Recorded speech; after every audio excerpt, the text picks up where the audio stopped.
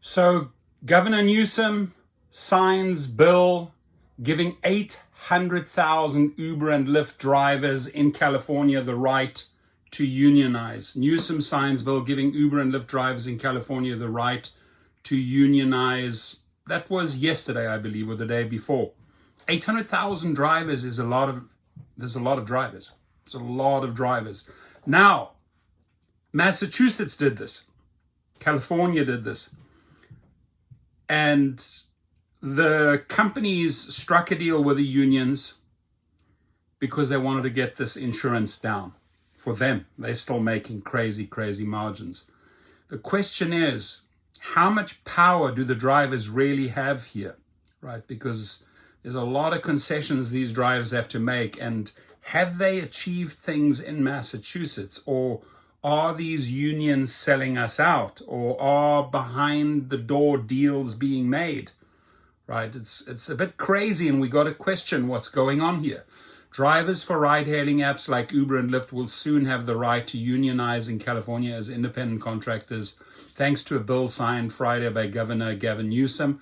This is part of a larger deal between lawmakers, unions, and ride-hailing companies, resulting in the passage of separate bills supporting lower insurance requirements for Uber and Lyft, along with union rights for their drivers.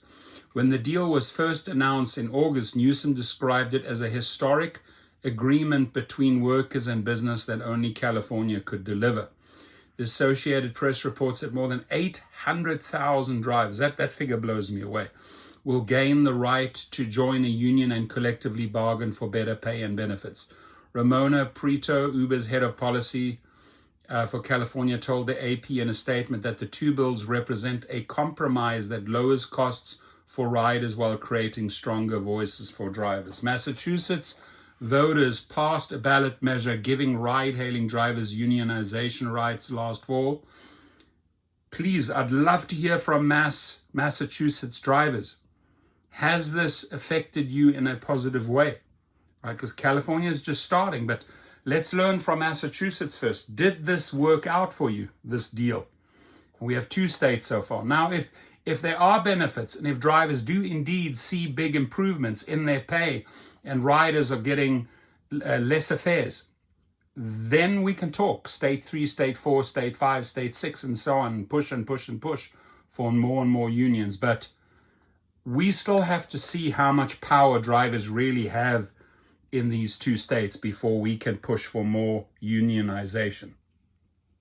Your comments.